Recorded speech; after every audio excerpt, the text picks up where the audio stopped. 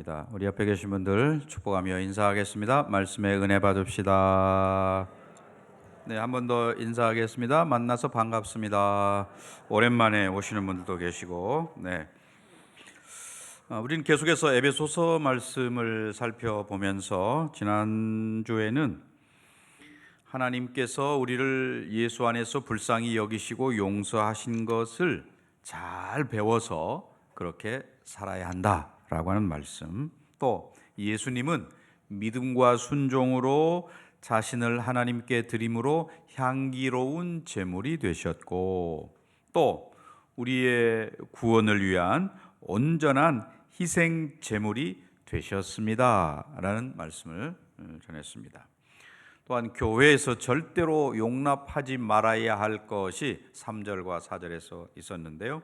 음행과 온갖 더러운 것과, 이 더러운 것은 미신을 섬기고 우상을 섬기는 거죠. 왜냐하면 에베소가 그 아데미 여신을, 풍요의 여신인 아데미 여신을 섬기는 그런 곳이었기 때문에, 또 그 다음에 세 번째가 탐욕. 탐욕이라는 것은 우리에게 하나님의 은혜가 사라질 때 제일 먼저 나타나는 게 탐욕이잖아요. 네, 그게 없어야 된다. 교회 안에서는 절대로 용납해서는 안 되는 것이다. 그리고 이어서 누추함. 누추함이라는 것은 소위 그 음담, 패설 뭐 이런 거죠. 또 어리석은 말, 그리고 희롱의 말, 남을 조롱한다든지 비방한다든지 하는 그러한 것들, 그것을 이길 수 있는 방법은 오히려 감사하는 말을 해라, 감사의 말을 해라 라고 권장하고 있습니다. 이제 오늘 본문 이어서, 지난주에 이어서 8절부터 14절까지 말씀인 거죠. 지금은 많이 사라져 버렸습니다만은 저도 어릴 때 시골의 동네에 그 대장간이 두 군데가 이렇게 떨어져 있었던 기억이 있습니다. 가보면 뭐 땀을 뻘뻘 흘리면서 이 풍구로 바람을 넣고 거기 바람이 들어감에 따라서 석탄이 벌겋게 달아오르고 거기다가 쇠조각 넣었다가 빨갛게 푹 이렇게 담갔다가 꺼내가지고 그걸 막 모루 위에다가 망치로 두들겨 가지고 혼자 아니면 둘이 뭐 막 이렇게 두들겨서 뭐 낫도 되고 또 호미도 되고 뭐 부엌칼도 되고 또 쇠스랑 괭이 뭐 하여튼 이런 농기구 또 생활에 필요한 것들을 만들어내는 것을 봅니다. 그 화로에서 꺼낸 그 시뻘겋게 달아오른 그 쇠를 이렇게 두들기면 그게 이제 원하는 모양으로 굽어지기도 하고 해서 아주 유용한 그런 도구로 만들어지는 거. 뭐 그냥 차가운 무슨 쇠조각 이런 거 아무리 두들겨도 사실은 잘 안 되거든요. 그런데 불에 달구어서 꺼내가지고 두들기면 그게 잘 모양이 나오는 것. 어쩌면 우리의 심령도 그와 같다, 이렇게 이야기할 것입니다. 우리 마음이 하나님의 은혜를 받고 또 하나님의 마음을 내가 알고 그러면 크게 소리 지르지 않아도 조용조용한 설교에도 은혜를 받고, 또는 하나님 말씀 많이 읽지 않고 한 절 읽어도 그 한 절 말씀이 내게 은혜가 되고, 어떤 분은 회심을 경험하기도 하고 회개하기도 하고 이런 일들. 그 대장장이가 화로 속에다가 쇠조각을 집어넣어서 망치로 그걸 꺼내가지고 두들기면 여러 가지 모양으로 변하는 것처럼, 그렇게 하나님의 말씀이 우리의 생각과 또 가치관과 아니면 세계관 이런 것들을 변화시켜서 우리로 하여금 하나님의 사람으로, 때로는 사명자로 이렇게 살게 만든다는 거지요. 네, 하나님의 말씀이 우리를 새로운 피조물로 만든다라는 것입니다. 우리가 보통 5월 가정의 달인데 자녀들은 누구를 닮을까요? 부모를 닮는다, 이렇게 이야기합니다. 어쩌면 유전자, DNA 같은 걸 물려받아서 그를 터이고 또 함께 살기 때문에 외모도 담고 또 습관이나 무슨 음식 취향이나 이런 것도 담고 그렇게 이야기하죠. 마찬가지로 우리는 모두가 다 하나님의 자녀입니다. 이렇게 이야기한, 우리 모두가 다 하나님의 자녀들입니다. 그러면 우리가 누구를 닮아야 할까요? 하나님을 닮아야 되겠지요. 그래서 오늘 본문이 어떻게 우리가 하나님을 닮아갈 거냐라고 하는 것에 대한 말씀이다, 이렇게 말할 수 있겠습니다. 바울이 오늘 본문에서 그 방법을 알려주는 거죠. 자, 8절 말씀을 함께 읽으실까요? 너희가 전에는 어두움이더니 이제는 주 안에서 빛이라, 빛의 자녀들처럼 행하라. 네, 전에는 그리고 이제는 이렇게 해서 어둠과 빛으로 대비시켜서 이야기합니다. 아마 이처럼 우리의 옛 생활과 새 생활을 아주 뚜렷하게 대비시키는 적절한 예가 없을 거예요. 이 본문의 말씀에서 말하는 어둠과 빛이라고 하는 게 나의 옛 생활과 새 생활을 분명하게 이야기해 주는 거죠. 전에는 어둠이었는데 이제는 주 안에서 뭐라고요? 빛이다 라고 말합니다. 예수님께서도 말씀하셨죠. 똑같이 너희는 세상의 빛이다, 빛이 되어라가 아닙니다. 빛이다 라고 이렇게 선언하시고, 바울도 똑같은 이야기를 하고 있는 겁니다. 완전히 어둠의 자식에서 빛의 자녀로 바뀌었다라고 말합니다. 복음의 메시지를 우리가 들었습니다. 구원의 도리를 깨닫고 이제 빛의 자녀가 되었다. 그러니 그런 빛된 신분을 가지고 있기 때문에 빛으로 살아가야 합니다 라는 거죠. 여기 어둠과 빛으로 대비되어 있는데, 어둠은 사실 예수 그리스도를 영접하기 이전에 우리의 삶을 말하죠. 하나님에 대해서는 무지하기도 하고, 또 나름대로 선하다고 그러고 법 없이도 산다고 그러지만 행하는 모든 것들이 다 하나님 보실 때는 악인 거죠. 하나님과 상관없는 그런 사람이 행하는 모든 것들이 다 악이다라는 것입니다. 어둠 가운데 있을 때에는 아마 그런 경험들이 있겠죠. 놀이동산이나 이런 데 가서 깜깜한 데에서는 이게 어디가 어딘지 방향 감각을 잃어버립니다. 마치 세상 사람들이 그와 같은 거죠. 내 인생을 어디로 가고 있는지, 무엇을 위해서 살아야 되는지, 왜 살아야 되는지, 이런 전혀 인생의 의미도 모르고 방향 감각도 없이 그 깜깜한 데서 살아가는, 나름대로는 옳게 산다고 하고 하겠지만, 아니면 그러다 보니까 남들보다 좀 더 많이 갔는데 의미를 두고 이렇게 살아가는 거죠. 아니면 쾌락을 쫓아 가기도 하고. 요한복음 8장에서 가늠하다 현장에서 잡힌 여인과 예수님과의 대화 장면을 우리가 생각해 보면, 그 여인 쾌락을 추구하다가 현장에서 사람들에게 잡혀서 끌려왔습니다. 사람들 주위에 둘러선 사람들이 어떻게 했습니까? 돌을 들고 그 여인을 쳐서 죽이려고 하는 거죠. 다 나는 나름대로 의로운 사람인데 너는 현장에서, 가늠하다 현장에서 잡힌 아주 나쁜 여인이야. 그러니 돌에 맞아 죽어야지. 이렇게 생각을 하고 다 손을 들고 돌을 던지려고 할 그때 예수님께서 어떻게 하셨습니까? 너희 중에 죄 없는 자가 먼저 돌로 치라. 그때 사람들이 양심에 찔려가지고 다 슬금슬금 뒤로 가고 슬그머니 돌멩이 내려놓고 이렇게 된 거죠.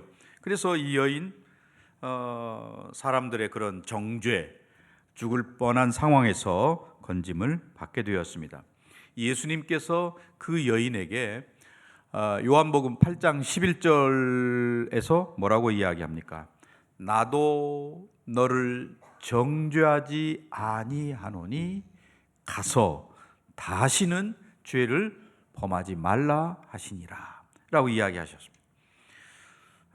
그리고 예수님께서 그 여인이 지금처럼 그러한 어두움 가운데 살지 아니하고 빛된 삶을 살 수 있는 비결을 요한복음 8장 12절에서 예수님 말씀해 주셨거든요. 그거는 여전히 오늘날 사람들도 마찬가지입니다. 예수께서 또 말씀하여 이르시되 나는 세상에 뭐라고요? 빛이니 나를 따르는 자는 어둠에 다니지 아니하고 생명의 빛을 얻으리라. 예수님을 따라다니면 생명의 빛을 얻는다. 주님은 그렇게 말씀하셨습니다. 그 예수님은 저와 여러분을 향해서 너희는 세상의 빛이라 라고 말씀하는 거죠. 사람들이 그래서 그 빛을 이렇게 등경 위에 말 아래 두지 아니하고 등경 위에 둔다. 온 동네를 비추는 그런 역할을 해야 된다라고 이야기하는 거죠. 자, 이와 같은 빛의 열매가 뭐냐? 9절, 오늘 본문 말씀 9절에서 이야기하죠. 9절 같이 읽어봅니다. 빛의 열매는 모든 착함과 의로움과 진실함에 있느니라. 빛의 열매는 세 가지다. 모든 착함, 의로움, 진실함. 여기 착함, 이거 도덕적으로 착하다라는 거죠. 그도 앞에서 이야기하는 악과 대비되는 그런 선한 거를 말하고, 의로움, 의라고 하는 것은 우리가 늘 하나님과의 바른 관계, 영적인 상태를 이야기하는 거죠. 하나님 보시기에 합당한 그런 삶을 의롭다라고 말하는데, 바로 그러한 의로움, 또 진실함. 여기 진실함은 윤리적인 의미에서 진실함, 거짓과 또는 그런 이중적인 마음이 없는 아주 순수한 그런 마음을 이야기하는 거죠. 그러니 빛의 자녀는 당연히 선을 행하려고 애를 쓰기도 하고, 하나님 보시기에 합당하게 살려고 노력하고, 또 순수하고 정직하게 이렇게 살고자 애를 쓰는 사람들이다. 빛의 열매가 모든 착함과 의로움과 진실함이기 때문에 그렇게 살려고 애를 쓰는 사람이라고 이렇게 이야기합니다. 그래서 빛의 자녀인 저와 여러분이 뭘 힘써 해야 되느냐 하는 이야기가 10절 말씀에 나오는 거거든요. 10절 말씀 우리 함께 읽어볼까요? 주를 기쁘시게 할 것이 무엇인가 뭐라고요? 시험하여 보라. 시험하여 보다. 시험하다. 원래 원어에서는 그 도키마조라는 단어를 썼는데, 이게 그 마치 금이 진짜 금인지 가짜 금인지 알기 위해서는 그 시금석, 금을 테스트하는 그 시금석에다가 쓱 그거 보면 알잖아요. 진짜 금인지 가짜 금인지. 이런 것처럼 실험을 통해서, 생활을 통해서 그것이 입증되게 하는 것, 이게 소위 시험하다라고 하는 단어의 뜻입니다. 그래서 영어에서는 이걸 discern이라는 단어를 썼는데, 빛의 자녀는 뭘 보면 알 수 있느냐? 10절, 주를 기쁘시게 할 것이 무엇인지. 늘 내 자신이 바로 그걸 생각한다는 거예요. 어떻게 하면 주님을 기쁘시게 할 거냐를 생각한다는 거죠. 삶의 목적이 주님을 기쁘시게 하는 데 있고 하나님을 기쁘시게 하고자 하는 데 있다. 그러니 내 어떤 명예, 명성, 자존심 이런 거에는 관심이 없는 거죠. 반대로 오히려 하나님의 이름, 하나님의 명성이 어떻게 될 거냐, 여기에 더 관심이 있다는 겁니다. 그래서 내가 죄를 범하면 내가 죄를 범한 그것 때문에 하나님이 아파하시고 슬퍼하시는 그거, 하나님이 슬퍼하시는구나 라고 하는 것 때문에 내가 슬픈 거고, 또 내가 조금이라도 하나님께 기쁨이 되는 일, 또 하나님께 영광이 되는 일을 했다면 그것으로 인해서 하나님을 영화롭게 하고 하나님을 기쁘시게 했구나 라고 하는 것이 내 마음의 기쁨이 되는 사람, 이게 하나님을 기쁘시게 하는 것이 인생의 목적이 되고 삶의 의미요, 삶의 기쁨이 되는 것을 이야기하는 겁니다. 이게 빛된 삶이라는 거죠. 저와 여러분이 해야 할 일이지요. 그래서 그 핸델의 이야기 잘 아시잖아요. 예화로 핸델이 늘 작품을 완성하고 맨 끝에다가 라틴어 첫자이긴 합니다만은 SDG를 늘 쓰고 그 옆에 자기 이름 조그맣게 쓰고 SDG가 뭐냐면 솔리 데오 글로리아 오직 하나님께 영광. 내가 이것을 이렇게 작곡을 했지만 이것들이 이 작품들이 하나님께 영광이 되었으면 좋겠다라고 하는 의미로 항상 자기가 만든 작곡한 작품에는 그렇게 쓰는 거. 소위 그 종교 개혁자들의 그런 모토 5가지 모토 중에 하나가 바로 이 솔리 데오 글로리아 오직 하나님께 영광이라는 거죠.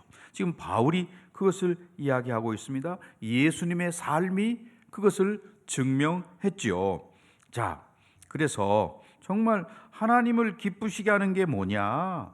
그 하나님을 기쁘시게 하려고 애쓰다 보면 자연히 착함과 의로움과 진실함의 열매를 맺게 된다. 그런 말이기도 한 것이죠. 오늘 본문이. 오늘 여기 계신 모든 분들이 정말 하나님을 내가 어떻게 하면 기쁘시게 할까? 내 가정에서는 가정주부가 또는 직장에 나가서 일하는 직장인들이 공부하는 학생들이 아니면 뭐 결혼한 부부가 어떻게 하든지 우리의 삶을 통해서 내 하는 일들을 통해서 하나님을 기쁘시게 할까? 여기에 초점이 맞춰져야 한다는 거지요.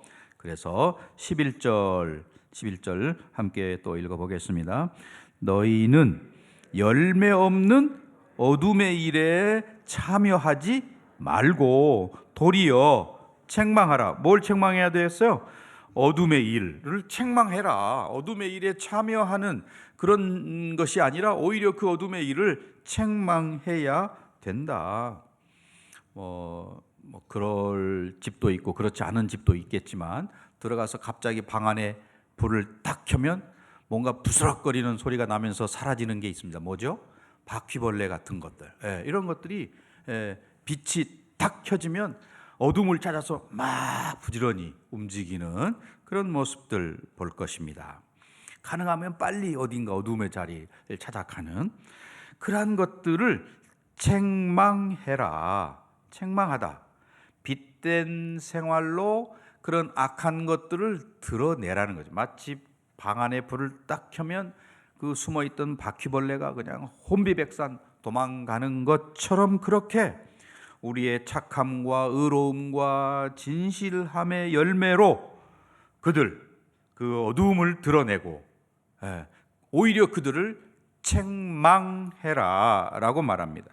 그러니 교만한 것은 겸손함으로 이길 수 있는 거죠. 다른 것들이 아니라. 또 미움은 사랑으로만 이길 수 있겠지요. 어둠은 마찬가지로 뭘로 이길까요? 빛으로 이기는 거지요. 이 어둠의 일이 뭐냐? 저 위에 5절로 올라가면 5절 말씀에 어둠의 일들이 나오는데 5절 읽어볼까요?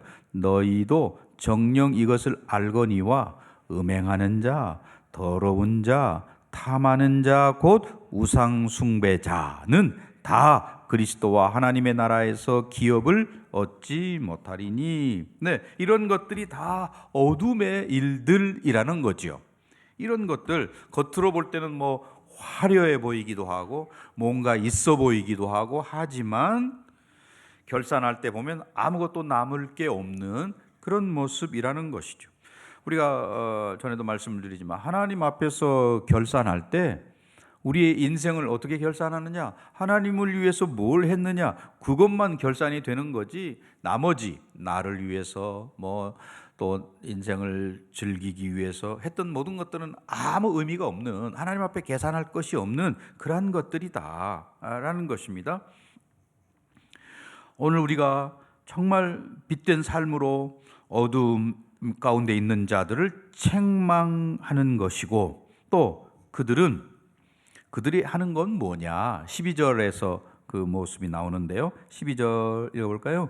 그들이 은밀히 행하는 것들은 말하기도 부끄러운 것들이라. 어두움에 행하는 사람들은 그저 어두움에서 행하는 일들이 드러날까 두렵고 불안한 가운데 있고 그러잖아요. 뭐 기자들이 프레시를 터뜨리면 막 얼굴 가리고 모자로 가리고 마스크로 가리고 다 가리는 사람들 그런 거잖아요. 어두움의 일에 참여하는 자들은 그 빛이 오면 부끄러워서 가리우고 그렇다는 거예요. 그래서 여기 11절에서는 참여하지 말고 책망해라 라고 이야기하고 있고, 이것이 우리가 해야 할 일이고, 또 12절에서는 정말 그들이 하는 일은 부끄러운 것들이다 라는 것입니다.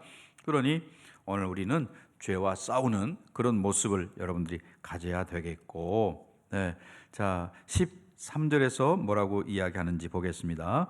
그러나 책망을 받는 모든 것은 뭘로요? 빛으로 말미암아 드러나나니 드러나는 것마다 빛이다.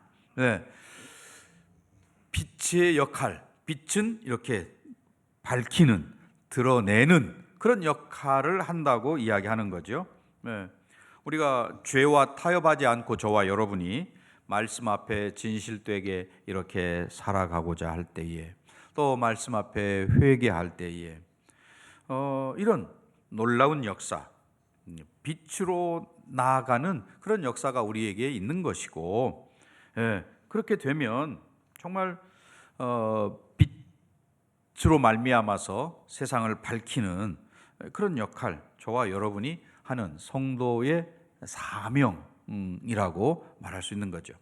우리나라 그 초창기에 초대 교회에 있었던 일, 평양에 있었던 어느 여성도가 형편에 따라서 진남포로 이사를 가게 됐다고 그래요. 그런데 그 주의를 지키기 위해서 진남포에는 그 당시 교회가 없어서 이제 토요일 날 평양으로 가서 주일 온전히 지키고 월요일 날 다시 진남포로 오고, 그러니 뭐 사실은 쉽지 않죠. 대강 거리가 평양에서 진남포까지가 한 58km 정도 된다니까 쉽지 않은 거리잖아요. 그 거리를 오가면서 늘 마음속에 하나님, 이 진남포에도 좀 교회가 있었으면 좋겠습니다. 평양까지 오가는 길이 쉽지 않은 길이기 때문에 갈 때마다 두 아들을 태우고, 그것도 달구지에 두 아들을 태우고 타고 가야 되기 때문에 힘든 길이죠. 근데 어느 날 이제 평양을 향해서 가는데 달구지 뒤에 있던 두 아들들이 막대기로 막 장난을 치고 이러다가 갑자기 옆에 지나가는 말에 눈을 찌르게 돼가지고 그 말이 깜짝 놀라서 막 튀는 바람에 그 말에 탔던 사람이 떨어져서 중상을 입게 됐다고 그래요. 그래서 이제 경찰서에 이 두 형제가 가고, 또 이제 결국은 재판에 넘겨지고, 그래서 재판장이 너희 중에 누가 말에 눈을 찔렀느냐 이렇게 물으니까 형이 제가 그랬습니다. 그래 동생이 아니요 제가 했습니다. 여기 서로 했다고 이러니까 좀 희한하기도 하고 의아해서 그 재판장이 어머니한테 묻습니다. 자, 당신 생각에 누가 벌을 받았으면 좋겠어? 이렇게 물으니까 어머니가 제 생각에는 작은 아들이 벌을 받았으면 좋겠습니다. 왜냐하면 걔가 재혼을 했는데 큰 아이는 전처의 소생이고 작은 아들은 제가 낳은 아들이기 때문입니다. 이렇게 이야기를 하니 그 옆에 있던 검사가 그 말에 감동을 받아서 당신 뭐 하는 사람입니까? 이렇게 물으니까 저는 예수 믿는 사람입니다. 이렇게 대답을 했고, 검사가 또 그럼 예수 믿는 사람들은 다 당신 같은가? 이렇게 물으니까 예수 믿는 사람은 모두 다 그렇습니다. 그러니까 그 광경을 지켜보던 재판장이 내가 돈을 줄 테니까 진남포에 예배당을 세워서 당신 같은 사람이 좀 많아지게 하세요. 이렇게 해가지고 진남포에 처음 예배당이 세워졌다라고 하는 일화입니다. 이 여인은 정말 배운 대로, 말씀대로 이렇게 반응을 한 것이고, 그것이 주변의 사람들에게 선한 영향력을 끼치게 된 것이지요. 어쩌면 우리 믿음의 선배들이 그렇게 살았기 때문에 사실은 그 영향력이 오늘에까지 이르게 된 것이지요. 14절 말씀 이어서 우리 함께 읽겠습니다. 그러므로 이르시기를 잠자는 자여 깨어서 죽은 자들 가운데서 일어나라. 그리스도께서 너에게 비추이시리라 하셨느니라. 특별히 원문에 보면 여기 깨어라 라고 하는 단어가 앞에 나옵니다. 그러면서 이 깨어라 라는 단어는 첫 자가 대문자로 쓰여 있어요. 헬라어 성경을 보시는 분들은 알겠지만 이름 말고는 대부분은 다 그냥 소문자로 이렇게 처음에 나오든 중간에 나오든 다 소문자로 이렇게 쭉 쓰여 있습니다. 그런데 대문자로 써 있다는 것은 강조하고 있다는 의미거든요. 깨어라 라고 하는 것을 강조하는, 어두움 가운데 행하는 거, 영적으로 잠자는 상태에서 깨어나라. 사실은 하나님께서 코로나 여러 가지 의미가 있겠지만 우리 기독교인들에게, 믿는 저와 여러분에게 주시는 코로나의 의미는 어떻습니까? 영적인 의미. 우리가 그동안에 너무 안일하게 신앙하고 나태하게 내 마음대로 편할 대로 그저 신앙했던 우리의 그런 신앙들에 대해서 경종을 울리는, 깨어라 라고 하는 경고의 사인으로 우리가 코로나를 보는 거죠. 아니, 앞으로 이보다 더 어려운 일들도 닥쳐올 거예요. 그럴 때 사실은 그런 어려움, 코로나가 오기 전에 이미 어떤 인터넷이나 유튜브나 이런 것들이 발전되었다는 것도 사실은 감사한 일이죠. 그런 어려운 코로나 시기에 만약에 그런 것들이 없었다면 우리가 어쩔 뻔했습니까? 그러나 그런 것 이용해서 그래도 못 모이지만 예배를 드리고 할 수 있었습니다. 아무튼 하나님께서 이런 잠자는 영혼들, 영적으로 죽은 자 같은 그런 사람들에게 깨어 일어나라 라고 말씀을 합니다. 어거스틴도 마찬가지죠. 어거스틴의 일화 우리가 잘 알지만 그는 잠자는 자 같았습니다. 어머니의 마음을 속을 썩이고 그저 젊은 날에 인생을 허랑방탕하면서 만이교에 빠져가지고 막 쾌락을 쫓고 16살에 사생아를 낳고 하여튼 복잡한 그런 인생을 살았던 그가 어느 날 어린 아이들이 막 뛰놀면서 요즘으로 하면 고무줄 놀이 하면서 부르는 노래 소리가 자기 귀에는 성경을 펴서 읽어라 라고 하는 소리로 들려서 성경책을 폈더니 그게 로마서 13장 11절 이하의 말씀이었잖아요. 또한 너희가 이 시기를 알거니와 자다가 깰 때가 벌써 되었나니 이는 이제 우리의 구원이 처음 믿을 때보다 가까웠습니다. 밤이 깊고 낮이 가까웠으니 그러므로 우리가 어둠의 일을 벗고 빛의 갑옷을 입자. 이런 말씀이 막 그의 뇌리를 쳐서 그가 지난날 그렇게 허랑방탕하고 하던 생활에서 돌아서서 어머니의 그 눈물 어린 기도를 기억하고 하나님 앞에 돌아오는 그런 계기가 되었잖아요. 자다가 깰 때가 되었다. 오늘 여기 14절에 잠자는 자여 깨어서 라고 이야기하는, 깨어라 라고 하는 그런 말씀.